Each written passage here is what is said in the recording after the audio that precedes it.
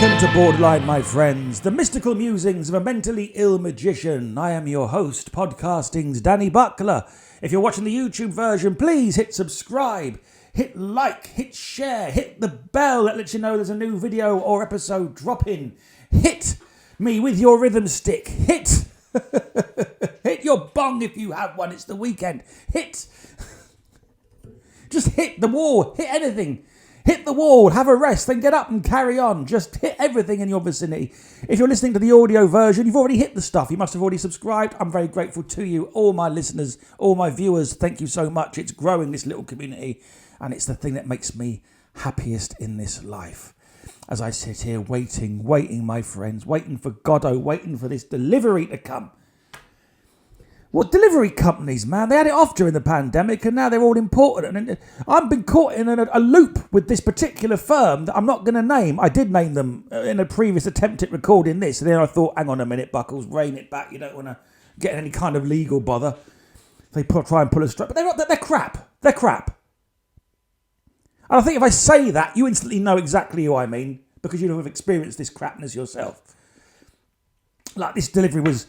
It was at the depot, then it's not at the depot. Now it's on its way back to the depot. It was supposed to come yesterday, then today. Now it's coming Monday, or is it? You sort of go on. It's like, oh, it's on its way today. Click back for your delivery window. No delivery window ever comes. Every day is Groundhog Day round here at the moment. It's like, oh, that Tom Cruise one that I like, the sci-fi one. When he's in Groundhog Day, but with monsters. Oh, Edge of Tomorrow, him and Emily Blunt. I love the cruise missile in that. I love it when he plays a dick. Even though he becomes a hero at the end, he's just a phenomenal film star. I've not seen Maverick yet. I've not seen Top Gun yet. I don't know if I need to see Top Gun to enjoy Maverick. I rather imagine that I do. Yeah, it's weird that, man. I've not seen Top Gun. It's like, never seen it. Almost saw it once. I was dating. In my youth, my very, very distant youth, VHS we were talking about here. She had it on VHS. I was round her house and she put it on to watch. That was going to be our evening in. And then, of course, when you're 19, other things happen. And the human chemistry is very different. And let's just say we didn't watch Top Gun, guys. Nope. Spent a wonderful evening disappointing her. So...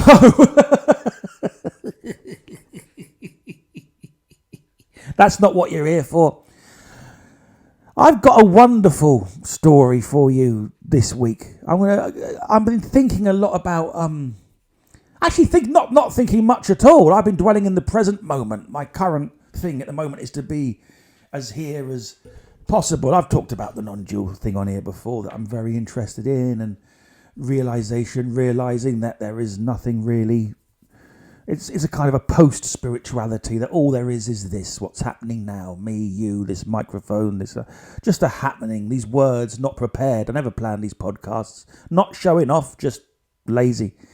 But these words are coming out of nothing. There's no there's a nothingness, the words arise, they come out, everything's coming out of this awareness. Right, don't switch off. Oh God, here he goes, hippie no flares. Talking about his Zen shit again. Not interested, mate.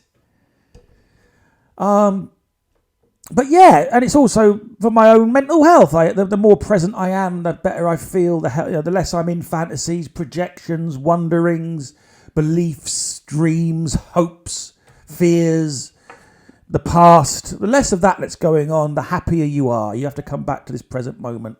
Never was this more perfectly epitomised, by the way, than by Mr... Let me just get rid of that thing that's popped up on the screen. By Mr. Alan Moore in his Swamp Thing comics, of all places. Not even his masterwork, Promethea. Well, I love that comic book. But his Swamp Thing run's got the best description of Buddhist enlightenment in it ever. I don't want to spoil it for you, but essentially the Swamp Thing realises that the more present he is, the more he connects to the green, which is like his...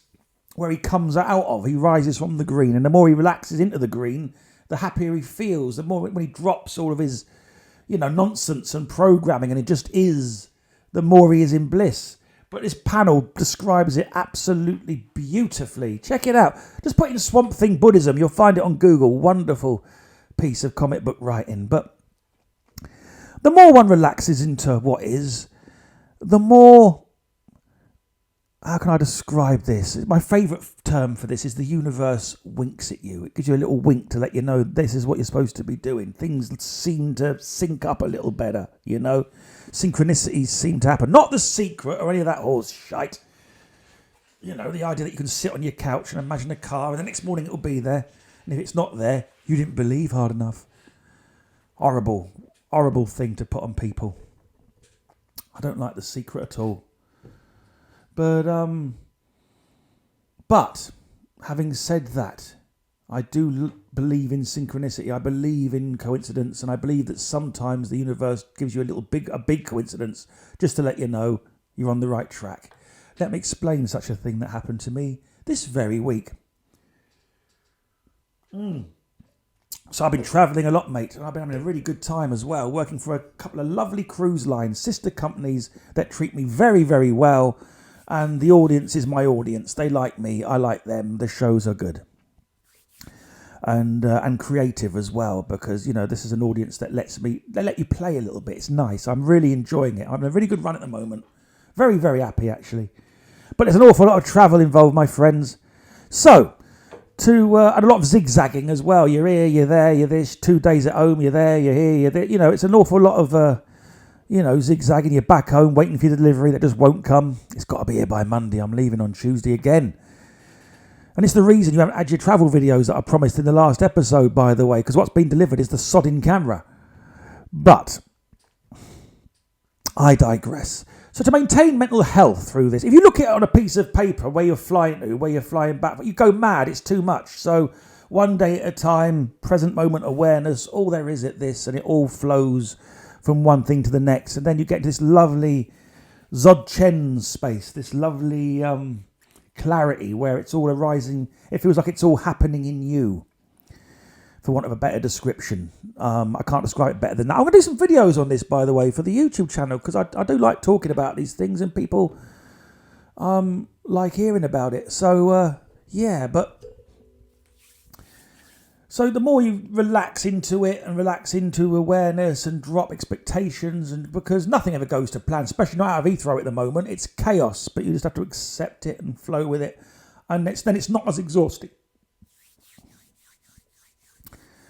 You know, and you feel like a bit of a Jedi, and the jet lag is less, and adventures happen, but it also puts you into synchronicity space, because... Synchronicity, I'm assuming everyone knows what I mean by that. In case you don't, I mean meaningful coincidences. Meaningful coincidence. We live by coincidence. It's a coincidence that we're here. The coincidence of your parents meeting when they did. The coincidence of where you were born. The coincidence of where you happened to go to school. And who you met and who you hung out with. And the coincidences of their effect on your programming. Your effect on their programming. Creating this life now that you are living and I'm living. We're all living in it. And our own unique perspectives on that life and the various positions in the multiverse that we occupy. So we live by coincidence, but a meaningful coincidence is a big one that you notice. You know, a big thing. Oh, I was thinking that, and this happened, and it happened. Whoa! You know what I mean? I love those. You're thinking of somebody, and the phone rings, and it's, you know, is the odd one that everyone goes to. And I know about the confirmation bias, and I know about all the neuroscience and the fact that you don't remember the 50 times you thought of that person and they didn't phone you. I know all about that.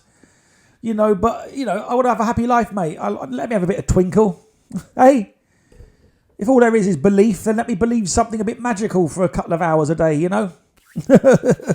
I know about the confirmation bias. I still like it when it happens. It's nice. It makes me feel good. And it feels like the universe is winking at you. Because the more present you get, the more these things happen. And it feels like the universe saying, that's it. You're doing it right. And just to let you know, stay present. Don't go off on a daydream about what he's doing or she's doing or where they are or what's happening over there or the future or the past. Just stay here. Stay in actuality. Just stay here. And to let you know you're on the right track, have a coincidence, have a big synchronicity, have a bit of magic happen, a bit of sparkle. So, I'm travelling through airports and I'm on a cruise ship with John Eakin. Who's that, you ask? I'll tell you. So, John Eakin is a cruise director and a friend and is also a magician like me, as in conjuring.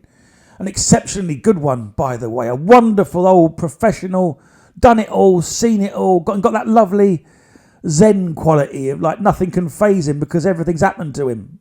You know what I mean? And if everything's happened to you and you've dealt with it, and you can deal with anything. So he's always in that Zen space. And they probably never read a Zen book as far as I know, never gone to a monastery, never had to do any of that shit. Just the living of life has produced this beautiful, wise man who's great company to hang out with and knows an awful lot about performing, an awful lot about the performance of magic. And I love seeing him. I've known him about, I don't know, years, a good few years, 5 years or so, just a few cruises, but lovely. Always look forward to seeing him. And we talk about old movies and things. Now, I didn't realise this, but this is all going to come to bear. Let me just see how I'm doing for time. Yes. We talk about me and him on the cruise ship. We're having a coffee in the lovely Coffee Connection, I think it's called. A beautiful little coffee shop they have on board this particular cruise line where you just sit. It's lovely. Everything is all marble and sumptuous. You sit in there. You've done your show. You're feeling good, chatting to people. They've got a bagel. You know, anytime you want to get up, toast yourself a bagel. You think, oh, look at the luxury of this. I can just get up on this luxury, get up from my seat, go over there, toast myself a bagel, bit of cream cheese. You know, and basically what I can do at home. You know what I mean? I could do that right now. I could get up from this chair, go next door and toast myself a bagel. But for some reason, on a luxury cruise ship, it feels special to be able to do what you can do every day in your own gaff. Every picture needs an appropriate frame. So there I am on this ship, we're chatting away, and we're talking about old movies. We're both very into our older movies, and he brought up a film called The Imposters. Now, The Imposters is one of my favourite films of all time. It's a beautiful comedy film from, I believe, 1990... Hang on, let me just double check the date. I think it's 92... No, 98. 1998. And it's filmed as a classic comedy from the 30s would be, the way it's styled. Not just the way it's styled, but the way the sound stages are built, the way it's filmed, the script, everything about it. It's like a classic. It could almost be a Laurel and Hardy film. You know, it's beautiful. Plenty of comedy in it. Wonderful cast. It's directed by and stars Stanley Tucci. Stanley Tucci is one of those actors I have loved my whole life long. He's in everything, and, you know... He's superb in Billy Bathgate. He's wonderful in... I forgot his name. The one with... what's her name? When she plays the assassin, and he's an assassin in that one. Oh, that one's gone. That'll come back to me. But he's just a great actor, great presence, just engaging. Big Night's a favourite of mine. And he directed and stars in The Imposters alongside Oliver Platt. They are the two protagonists. Two out-of-work actors. Circumstance puts them on a cruise ship and farcical things happen in a very 1930s style. It's a beautiful film. I beseech you, go and check it out. In fact, you can, because it's on Disney+. This is what I'm getting to. So me and John Eakin are chatting films. He brings up The Imposters. Oh, happy memories, of course. Stanley Tucci, Oliver Platt. John's a massive Oliver Platt fan, as am I. I'm a massive Stanley Tucci fan, as is he. We're talking about this. I haven't thought about that film. I haven't thought about that film for about 4 years. I must watch it again, thinks I. The Imposters, that Stanley Tucci film. Must watch it again. So I get home, I get on the Disney+, as is my one. I've got a day at home, I want to watch something. I've burned through Obi-Wan, which I'm really enjoying, by the way. And I was wrong! Last episode, I was wrong.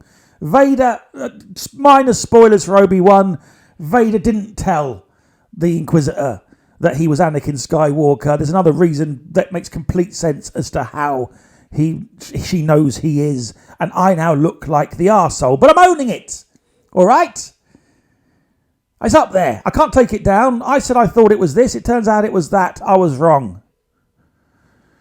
And I'm loving Obi-Wan and everyone in it. But I'm on the Disney+. And there it is, The Imposters. It's in the comedy section, and I beseech you, watch it tonight. You'll love it. So I watch it again, and Billy Connolly's in it. Watch it, love it. Haven't seen it in years. Purely, this is the coincidences of John mentioning that film. It being one of my favourites. I was having a lovely conversation about it. I come home, the coincidences. I turn on my Disney+. There it is in my recommends, in the comedy section. I get my flights for my next cruise. And I've been home for so I left that one. I've had 2 days at home and I'm leaving again. So this is literally John, Eakin and me talking about the Imposters on the Thursday, get home on the Friday, watch it on the Saturday, now we're on the Monday. And I've got a layover in Rome, a 5-hour layover between my flights. But that's fine. It's the way it goes. That's travel these days. And Rome's a very pleasant airport to hang out in, and there's a nice coffee bar that I like there that I go and sit in before going through the security. So my flight goes from London to Rome. I'm going to be stuck in Rome, and then Rome to where I'm going. I get off my flight. I'm not making this up. It's weird. This is a God winking at me in a massive way. I'm in my state. I'm present. I'm flowing with what is. I'm with the Tao. I'm back here in the workings. I get to the picking up your bags bit. I'm on my way to the picking up your bags bit, just the other side of the passport control. I'm at the passport control, and there's somebody in front of me, and they're with somebody, and the person they're with is behind me. So I stop and let the person they're with step through. This man is standing in front of me. He's a little shorter than me, and I note that he's wearing a very cool suit, and I've got an eye for these things. And he's got a very cool man bag. And then we both, they go through passport control, I go through we're walking. So we're sort of walking together, but he's slightly in front of me. You know, but it's just that, I'm not stalking, it's just how we're walking. We're all walking down towards the baggage plane. And then he sort of looks over his shoulder at me and looks, and I thought, Christ, he looks like Stanley Tucci! From my mouth to the ears of whatever you believe in, on the life of my niece, Stanley Tucci. Literally stood. Literally talking about that film, watching that film, to actually him standing in front of me for 3 days in Rome Airport, of all places.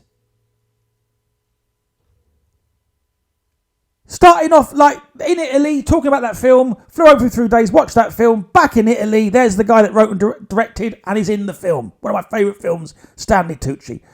Now, he's doing this thing, we're walking along, and he's looking, and he knows I've clocked him.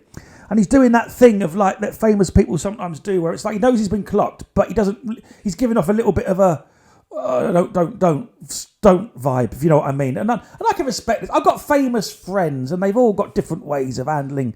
And all my friends are cool. So anyone that comes up to them, they're absolutely beautiful with. All my famous mates are really kind to their fans and give them time and actually give them what they're looking for. If they've got a question, if they've got a comment, they'll take it.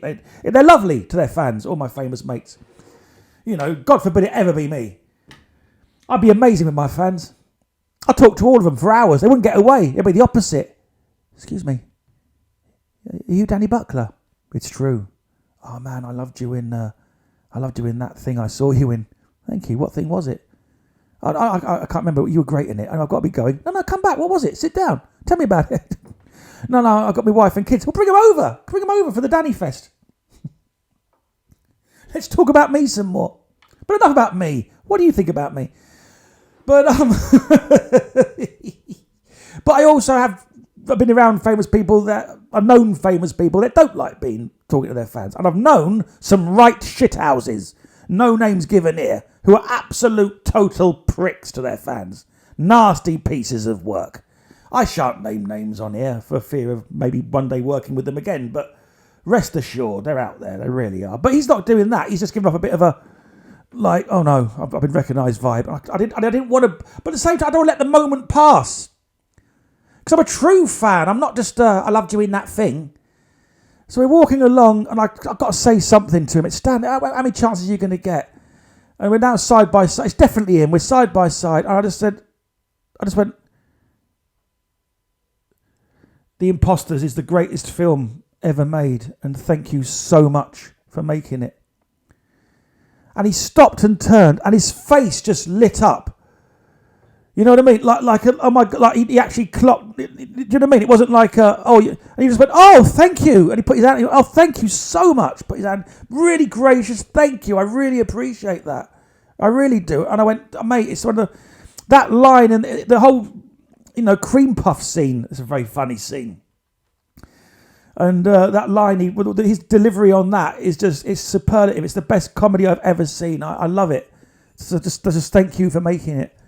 And he just went, oh, thank you. Just thank you for that. Really, thank you. And that was the end of the exchange. I didn't overstay me welcome. And I went, safe travels. And he said, and you. And that was it. And then we grabbed our bags and off we went. But how weird is that? Because it's not about intention, if you see what I'm saying. Like, these people think that you can intend something and then the universe makes it happen. That never worked once for me.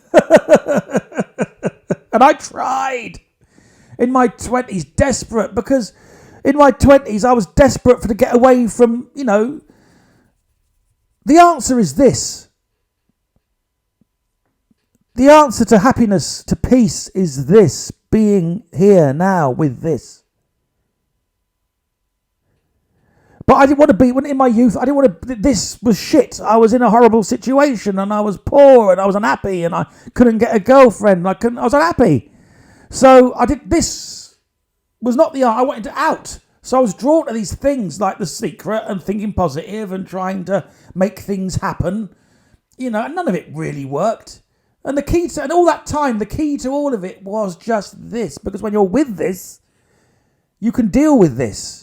And you can change this. But practically. But you have to be with it first. Am I making any sense?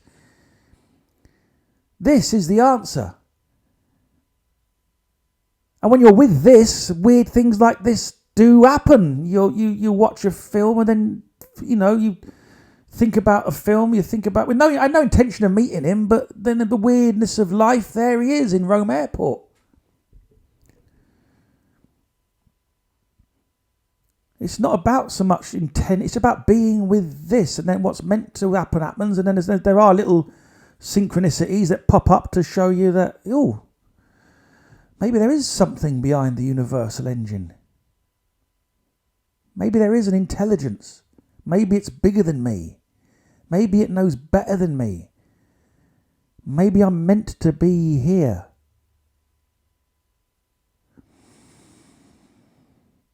Maybe it's not separate from me. Maybe I am it. Maybe you are too. Maybe we all are.